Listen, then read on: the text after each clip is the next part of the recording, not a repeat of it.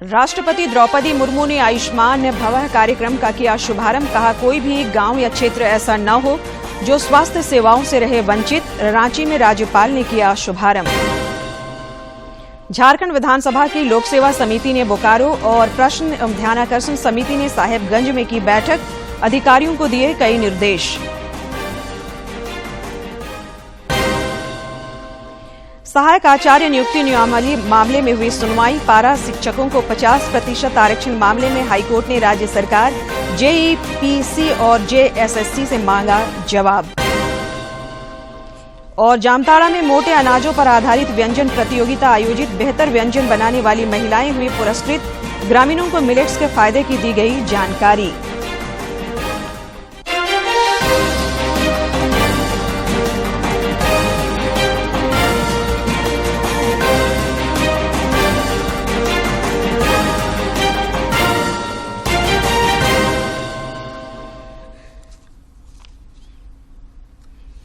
नमस्कार, खबरें झारखंड में आपका स्वागत है। मैं हूं संध्या देमता और अब समाचार विस्तार से। राष्ट्रपति द्रौपदी मुर्मू ने आज वीडियो कॉन्फ्रेंसिंग के जरिए केंद्रीय स्वास्थ्य और परिवार कल्याण मंत्रालय के आयुष्मान भवः अभियान की शुरुआत की। यह अभियान प्रधानमंत्री नरेंद्र मोदी के जन्मदिन 17 सितंबर से 2 अक्टूबर तक चलने वाले सेवा पखवाड़ा में लागू किया जाएगा। मुर्मू ने बुधवार को आयुष्मान भव अभियान की शुरुआत की। राष्ट्रपति ने आयुष्मान भव अभियान के तहत आयुष्मान भव ऐप भी लॉन्च किया। इस ऐप को लाभार्थी डाउनलोड कर सकते हैं और अपना आयुष्मान कार्ड खुद बना सकते हैं। आयुष्मान भव अभियान में आयुष्मान भारत आपके द्वार 3.0 की शुरुआत की जाएगी, जिसका मकसद आयुष्मान भारत योजना के बचे हुए लाभार्थियों को आयुष्मान कार्ड मुहैया कराना है। आयुष्मान भव अभियान के तहत देश के 1.5 lakh health and wellness centre पर आयुष्मान मेले का आयोजन किया जाएगा, जहां लोगों को मुफ्त में जांच, टीकाकरण, टेली कंसल्टेशन, मुफ्त दवा दी जाएगी और इलाज भी किया जाएगा। गैर संचारी बीमारियों की जांच भी की जाएगी। साथ ही सरकार की योजनाओं के बारे में यहां जानकारी भी दी जाएगी। कार्यक्रम को संबोधित करते हुए राष्ट्रपति द्रौपदी मुर्मू ने कहा कि इस अभियान का उद्देश्य देश भर में सभी के लिए स्वास्थ्य सेवाएं सुनिश्चित करना है।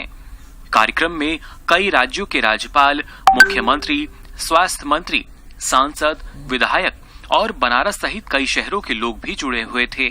आयुष्मान भव जैसे सर्व समावेशी पहल के लिए मैं डॉक्टर मनसुख मंडवा जी तथा उनकी पूरी टीम की बहुत सराहना करती हूँ। कोई भी व्यक्ति पीछे न छूटे तथा कोई भी गांव पीछे न छूटे, यानी 100% लोग स्वास्थ्य सेवाओं का लाभ उठा सके। ये लक्ष्य सही अर्थ में यूनिवर्सल हेल्थ कवरेज के उद्देश्य को प्राप्त करने में हमारे देश को सफल बनाएगा। आयुष्मान भव अभियान के तहत पूरे देश में आयुष्मान सभाओं का भी आयोजन किया जाएगा, जिसमें आयुष्मान कार्ड वितरण, आभा आईडी का निर्माण और नागरिकों को गांव और ब्लॉक स्तर पर विभिन्न कार्यक्रमों के माध्यम से स्वास्थ्य योजनाओं के विषय में जागरूक किया जाएगा। जिस गांव में 100% आयुष्मान कार्ड, आभा आईडी कार्ड बन जाएगा और उस गांव के सभी टीबी मरीजों की जांच के साथ सिकल सेल एनीमिया की जांच पूरी हो जाएगी, उस गांव को आयुष्मान गांव घोषित किया जाएगा। आयुष्मान भव अभियान में एक महत्वपूर्ण स्तंभ आयुष्मान मेला है। हेल्थ एंड वेलनेस सेंटर और सीएससी स्तर पर आयुष्मान मेला का आयोजन किया जाएगा। देश के 160 लाख से अधिक हेल्थ एंड वेलनेस सेंटर पर हफ्ते में एक बार हेल्थ मेला लगाया जाएगा। प्रधानमंत्री के जन्मदिन 17 सितंबर से 2 अक्टूबर तक सेवा पखवाड़ा के तौर पर मनाया जाता है। सेवा पखवाड़े के तहत अंगदान के लिए शपथ और रक्तदान का विशेष अभियान चलाया जाएगा। रक्तदान के लिए ई रक्त कोष पोर्टल पर रजिस्ट्रेशन भी कराया जा सकता है। अब तक इस पर 4000 एनजीओ ने रजिस्ट्रेशन भी करा लिया है। आगरा में 17 सितंबर को एक साथ 3 से 4000 लोग अंगदान की शपथ लेंगे। सेवा पखवाड़ा के तहत ही निक्षय मित्र को सम्मानित किया जाएगा। सेवा पखवाड़ा के दौरान हर गांव और अस्पतालों और मेडिकल कॉलेजों में स्वच्छता अभियान भी चलाया जाएगा। उम्मीद है कि इस साल प्रधानमंत्री मोदी के जन्मदिन पर पूरा देश उन्हें आयुष्मान गांव के रूप में तोहफा देगा। Nitendra Singh, DD news, Delhi. राष्ट्रव्यापी आयुष्मान भव कार्यक्रम को लेकर राजधानी रांची के आड्रे हाउस में भी समारोह आयोजित किया गया। कार्यक्रम में झारखंड के राज्यपाल सीपी राधाकृष्णन के अलावा स्वास्थ्य मंत्री बन्ना गुप्ता और सांसद संजय सेठ भी शामिल हुए। इस दौरान राज्यपाल ने बेहतर कार्य करने वाले स्वास्थ्य मित्रों को भी सम्मानित किया। इस दौरान राज्यपाल सीपी राधाकृष्णन ने कहा कि लोगों तक स्वास्थ्य सेवाओं की पहुंच सुनिश्चित करना अभियान का मुख्य उद्देश्य है। उन्होंने कहा कि आयुष्मान भव सिर्फ एक कथन मात्र नहीं है, बल्कि यह मार्गदर्शन करने वाला सिद्धांत है जिसमें स्वस्थ जीवन जीने का सार शामिल है। In our state, both the state and the central schemes are working well together, and we will further improve it so that our poor people, the people living in the isolation, will also get the best health care. इसको लेकर सदर अस्पताल सभागार में भी कार्यक्रम आयोजित हुआ। शुभारंभ कार्यक्रम के दौरान राष्ट्रपति द्रौपदी मुर्मू के संबोधन को सुनने के लिए जिला प्रशासन के अधिकारियों के साथ साथ सदर अस्पताल के पदाधिकारी और सामाजिक संस्था के प्रतिनिधि भी उपस्थित थे। मौके पर जिले के उपायुक्त कर्ण सत्यार्थी ने कहा कि हम सभी के ऊपर यह जिम्मेदारी है कि इस योजना में हम अपनी पूरी भागीदारी निभाएं।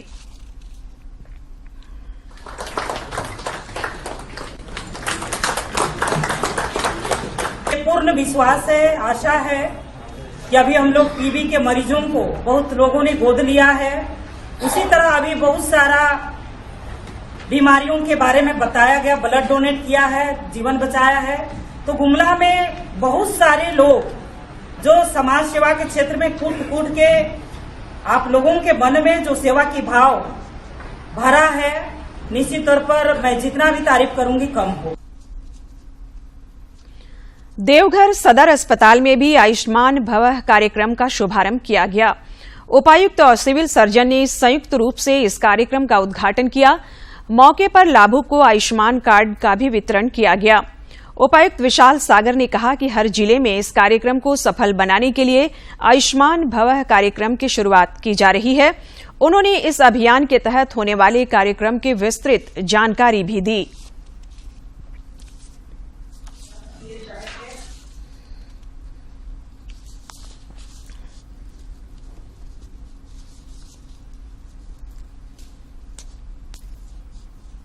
आयुष्मान कार्ड को डायरेक्टली लाभुक के घर पे डिलीवर किया जाएगा। ऐसे लाभुक जिनको आयुष्मान कार्ड बनवाना है उनकी भी एंट्रीज की जाएंगी, उनसे कागज लेते हुए उनका आयुष्मान कार्ड बनवाने में उनकी सहायता की जाएगी और प्रयास रहेगा कि ज़्यादा से ज़्यादा लाभुकों को आयुष्मान योजना के अंतर्गत उनको लाभान्वित किया जाए। लोहरदगा के सदर अस्पताल में भी इससे संबंधित कार्यक्रम आयोजित हुआ। जिले के उप विकास आयुक्त के नेतृत्व में अन्य पदाधिकारी शामिल हुए। कार्यक्रम की विस्तृत जानकारी देते हुए सिविल सर्जन ने कहा कि इस अभियान का उद्देश्य लोगों को स्वास्थ्य सेवाएं उपलब्ध कराना है। उन्होंने कहा कि अभियान के पहले चरण में योग्य लोगों का आयुष्मान कार्ड बनाया जाएगा। दूसरे चरण में सभी सामुदायिक स्वास्थ्य केंद्रों, हेल्थ एवं आयुष्मान सेंटरों में आयुष्मान मेला आयोजित किया जाएगा, जबकि तीसरे चरण में 2 अक्टूबर को लोगों के बीच जाकर आयुष्मान सभाएं की जाएंगी।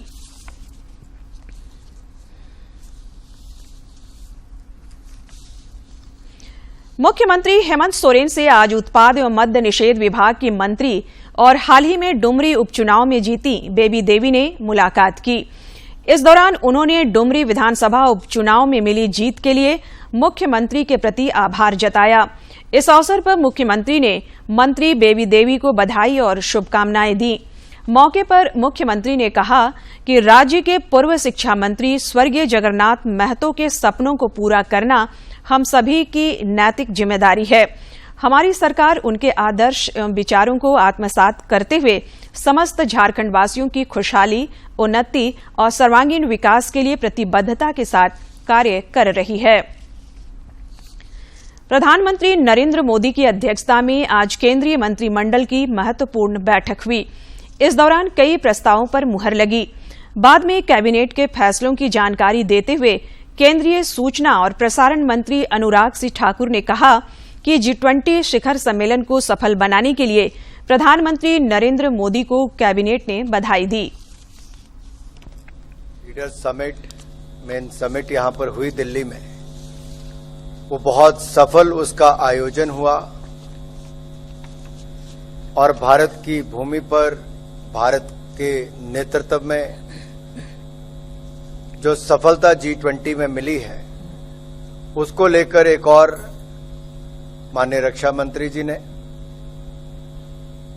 जहां एक रेजोल्यूशन मूव किया माननीय प्रधानमंत्री जी को और देशवासियों की ओर से बधाई देते हुए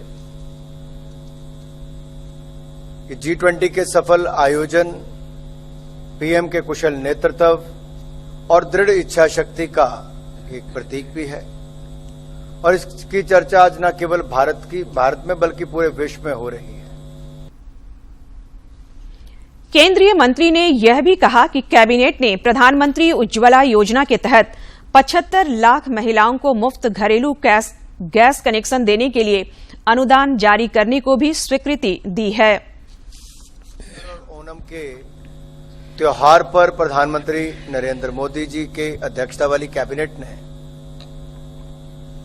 रसोई गैस के जो एलपीजी के सिलेंडर के दाम है उसको कम किया था, 1100 रुपए से कम करके 900 रुपए कर दिया, 200 रुपए कम किए और जो उज्ज्वला योजना के लाभार्थी हैं उनको 900 पे भी 200 रुपए की और छूट जो सब्सिडी के रूप में मिलती रहनी थी। अगर आप उज्ज्वला योजना की सफलता देखें तो दुनिया भर की बड़ी से बड़ी एजेंसीज ने भी, वर्ल्ड हेल्थ ऑर्गेनाइजेशन ने भी, इंटरनेशनल एनर्जी एजेंसी ने भी कहा कि कैसे महिलाओं के जीवन में एक बड़ा बदलाव आया, इससे पर्यावरण को भी बचाने का काम हुआ और महिलाओं के स्वास्थ्य में भी सुधार हुआ।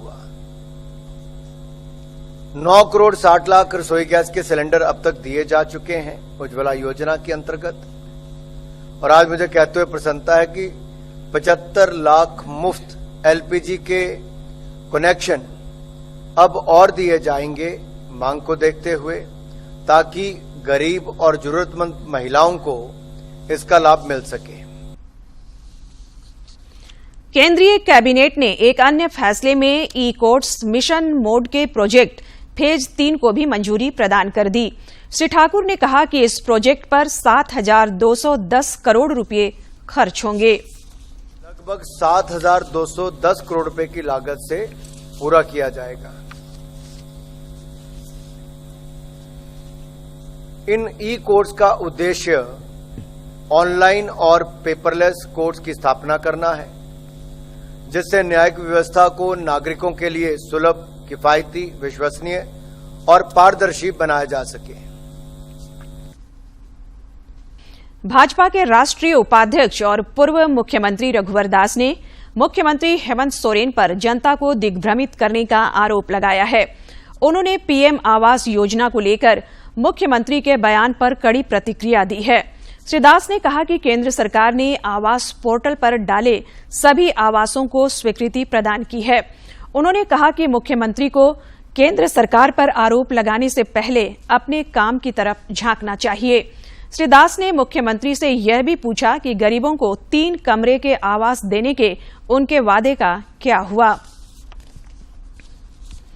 झारखंड विधानसभा की लोक लेखा समिति बोकारो के दौरे पर है। समिति के सभापति नीलकंठ सिंह मुंडा की अध्यक्षता में आज बोकारो परिसदन में एक महत्वपूर्ण बैठक हुई। समिति ने विभिन्न विभागों के कार्यों की समीक्षा की। इस दौरान सभापति ने अधिकारियों को कई निर्देश दिए। श्री मुंडा ने डेंगू के बढ़ रहे मामले को लेकर नगर निगम, नगर परिषद, प्रखंडों एवं पंचायत क्षेत्रों में नियमित फॉगिंग करने का भी निर्देश दिया। उन्होंने बिजली बिल में सुधार को लेकर गांवों में शिविर लगाने को भी कहा। सरकार के द्वारा जो बजट प्रावधान किया जाता है उस बजट का खर्च सही हुआ नहीं हुआ, तो इन सारे चीजों को लेकर के एजी का कुछ ऑब्जेक्शन रहता है। एजी कहीं कहीं कुछ विषयों को देखता है, त्रुटि को पकड़ता है तो फिर बतलाता, फिर उसके बाद एजी और विभाग मिलकर के और फाइनेंस विभाग मिलकर के उस त्रुटि को हम लोग दूर करने के क्षेत्र में यदि काम हुआ है तो सही में हुआ है और नहीं हुआ है तो फिर आगे का कार्रवाई जो होगा वो कार्रवाई करने के क्षेत्र में होती है। साहिबगंज जिले के समाहरणालय स्थित सभागार में सभापति डॉक्टर सरफराज अहमद की अध्यक्षता में झारखंड विधानसभा के प्रश्न एवं ध्यानाकर्षण समिति की बैठक हुई। बैठक में विधानसभा में उठाए गए प्रश्नों पर चर्चा की गई। इस क्रम में अवैध खनन पर उठाए गए सवालों पर जानकारी देते हुए उपायुक्त राम निवास यादव ने बताया कि जिले में इसको रोकने के लिए सभी आवश्यक कार्रवाई की जा रही है। सभापति सरफराज अहमद ने कल्याण विभाग एवं अन्य विभाग में संचालित योजनाओं की समीक्षा करते हुए संबंधित पदाधिकारी से कहा कि वे अपने विभागों द्वारा संचालित योजनाओं को ससमय करना सुनिश्चित करें। पूर्वी सिंहभूम के बहरागोड़ा प्रखंड रोड स्थित सांसद कार्यालय में स्थानीय सांसद विद्युत वरण महतो ने जनता दरबार लगाकर ग्रामीणों की समस्याएं सुनी। जनता दरबार में बहरागोड़ा विधानसभा क्षेत्र के विभिन्न गांवों से ग्रामीण अपनी अपनी समस्याओं को लेकर पहुंचे थे। ग्रामीणों ने सड़क, पेयजल, चिकित्सा, शिक्षा तथा प्रधानमंत्री आवास जैसी कई समस्याओं को सांसद के समक्ष रखा। शिकायतों पर सांसद ने विभागीय अधिकारी से वार्ता कर त्वरित निष्पादन करने का निर्देश दिया। सहायक आचार्य नियुक्ति नियमावली से जुड़ी याचिका पर आज झारखंड हाईकोर्ट में सुनवाई हुई। इस दौरान पारा शिक्षकों को 50% आरक्षण मामले में हाईकोर्ट ने राज्य सरकार, जेईपीसी और जेएसएससी से जवाब मांगा। हाईकोर्ट ने 4 सप्ताह में इन सबों को जवाब दाखिल करने का निर्देश दिया। मामले की सुनवाई हाईकोर्ट के चीफ जस्टिस संजय कुमार मिश्रा की अध्यक्षता वाली खंडपीठ में हुई। सिविल जज जूनियर डिवीजन के एग्जाम में निर्धारित 35 वर्ष की उम्र पार कर जाने की वजह से परीक्षा में शामिल नहीं होने वाले अभिषेक कुमार एवं अन्य को आज झारखंड हाईकोर्ट से अंतरिम राहत मिली है। कोर्ट ने सिविल जज जूनियर डिवीजन के एग्जाम में प्रार्थियों को 21 सितंबर तक ऑफलाइन फॉर्म जमा करने का निर्देश दिया है, जिसकी सुनवाई करते हुए आज माननीय मुख्य न्यायमूर्ति की अध्यक्षता वाली खंडपीठ ने उन्हें अंतरिम राहत देते हुए 21 सितंबर तक ऑफलाइन फॉर्म जमा कराने का निर्देश दिया है। जेपीएससी के द्वारा सिविल जज जूनियर डिवीजन का जो एग्जाम है वह 5 वर्षों के बाद लिया जा रहा है। 17 सितंबर से शुरू हो रहे प्रधानमंत्री विश्वकर्मा योजना को लेकर जामताड़ा जिले के लोहारों, कर्मकारों, कुम्हारों, बढ़ई और ठठेरा शिल्पकार समाज के लोगों को काफी उम्मीदें हैं। उन्हें लगता है कि केंद्र सरकार की इस योजना का लाभ लेकर वो अपनी आर्थिक स्थिति बेहतर कर सकेंगे और विशेषकर इन्हें महाजनों से मुक्ति मिलेगी। अपने पुश्तैनी काम को आगे बढ़ाते हुए अपना जीवन यापन कर रहे जामताड़ा के सच्चिदानंद यादव जैसे वेल्डर को पीएम विश्वकर्मा योजना से एक नई उम्मीद जगी है। जामताड़ा जिले के इनके जैसे अन्य शिल्पकारों को भी लगता है कि इस योजना से अब वो प्रशिक्षण पाकर कम ब्याज दर पर बैंकों से लोन लेकर अपना काम और बढ़ा सकेंगे। विश्वकर्मा योजना लागू करने जा रहे हैं। इस योजना से हम लोग जैसे गरीब परिवार, हमारे वर्कर और जैसे दूसरा भी बिजनेस में है, बढ़ई, राजमिस्त्री, लोहार, ये सभी को इस योजना से बहुत लाभ मिलेगा। हम लोग को भी मतलब इसमें थोड़ा आसानी होगा परिवार पढ़ाने में, लड़का बच्चा पढ़ाने में, सबके लिए। इसलिए आपको कोई दिक्कत नहीं है। सरकार योजना आपका लाभ दे रही है और लाभ को आम सब ले सकते हैं। बर्तन बनाने से लेकर अन्य तरह के कार्यों में जुटे इस समुदाय के लोगों को अब अपना रोजगार बढ़ाने में सुविधा होगी। नए नए आधुनिक उपकरण खरीदकर वो बेहतर ढंग से अपने कार्यों का निष्पादन कर सकेंगे। साथ ही साथ उन्हें लगता है कि रोजी रोजगार के विस्तार से उनकी आमदनी में वृद्धि होगी। वह अपने परिवारों का पालन पोषण बेहतर ढंग से कर सकेंगे। सरकार एक योजना निकाल रही है जिसमें हम लोग को कुछ मुनाफा होगा, कुछ फायदा होगा, हम लोग को कुछ इंफ्रास्ट्रक्चर में कुछ फायदा होगा। इससे हम लोग को जो है थोड़ा सा लाभ मिल जाने से हम लोग जो है आगे बढ़ेंगे तो थोड़ा बाल बच्चे को जो है रास्ता सही तरीके से। विश्वकर्मा योजना लागू होने जा रहा है, इससे हम छोटे दुकानदारों को इसका बहुत ही लाभ मिलेगा। हमारी रोजी रोजगार आमदनी और ज़्यादा होगी। इसके लिए श्री नरेंद्र मोदी जी प्रधानमंत्री को असंख्य धन्यवाद। पीएम विश्वकर्मा योजना की शुरुआत का जामताड़ा जिले के इन लोगों को बेसब्री से इंतजार है। इस पहल के लिए जामताड़ा के लोग प्रधानमंत्री नरेंद्र मोदी का आभार व्यक्त करते नहीं थक रहे। निश्चित तौर पर यह योजना लोगों के लिए वरदान साबित होगा। जामताड़ा से सुभाष प्रसाद सिंह की रिपोर्ट। कृषि विज्ञान केंद्र जामताड़ा के तत्वावधान में आज जिले के आमला चातर गांव में मोटे अनाजों पर आधारित व्यंजन प्रतियोगिता का आयोजन किया गया। इस क्रम में आयोजन समिति के सदस्य पूजा कुमारी ने बताया कि प्रतियोगिता के माध्यम से ग्रामीणों को मोटे अनाजों के सेवन से होने वाले लाभ की जानकारी देकर जागरूक करने के साथ साथ भोजन में उपयोग में लाने के लिए प्रेरित किया गया। प्रतियोगिता में शामिल उत्कृष्ट व्यंजन बनाने वाली महिलाओं को पुरस्कृत किया गया। रांची के उपायुक्त राहुल कुमार सिन्हा ने आज जिला स्तरीय समन्वय समिति और जिला समाज कल्याण विभाग से संबंधित योजनाओं की समीक्षा की। इस दौरान उपायुक्त ने जिले के सभी बाल विकास परियोजना पदाधिकारियों को कई आवश्यक दिशा निर्देश दिए। पाकुड़ जिला टास्क फोर्स की टीम ने अवैध माइनिंग की रोकथाम को लेकर बड़ी कार्रवाई की है। जिला प्रशासन द्वारा बनाई गई टीम ने चांचकी एवं नगर नवी में छापेमारी कर अवैध परिवहन के आरोप में पत्थर से लदे 4 ट्रैक्टरों को जब्त किया है।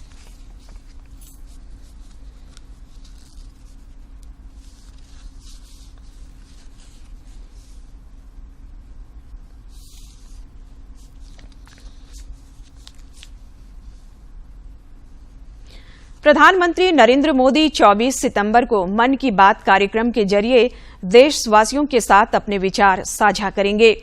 प्रधानमंत्री ने इस कार्यक्रम के लिए लोगों से अपने सुझाव देने का आग्रह किया है।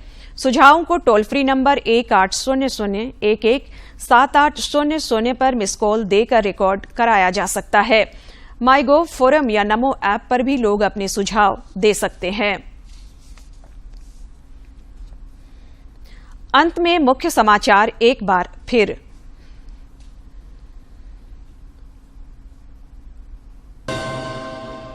राष्ट्रपति द्रौपदी मुर्मू ने आयुष्मान भवः कार्यक्रम का किया शुभारंभ। कहा, कोई भी गांव या क्षेत्र ऐसा न हो जो स्वास्थ्य सेवाओं से रहे वंचित। रांची में राज्यपाल ने किया शुभारंभ। झारखंड विधानसभा की लोक सेवा समिति ने बोकारो और प्रश्न एवं ध्यानाकर्षण समिति ने साहेबगंज में की बैठक। अधिकारियों को दिए कई निर्देश। सहायक आचार्य नियुक्ति नियमावली मामले में हुई सुनवाई। पारा शिक्षकों को 50% आरक्षण मामले में हाईकोर्ट ने राज्य सरकार, जेईपीसी और जेएसएससी से मांगा जवाब। और जामताड़ा में मोटे अनाजों पर आधारित व्यंजन प्रतियोगिता आयोजित। बेहतर व्यंजन बनाने वाली महिलाएं हुई पुरस्कृत। ग्रामीणों को मिलेट्स के फायदे की दी गई जानकारी।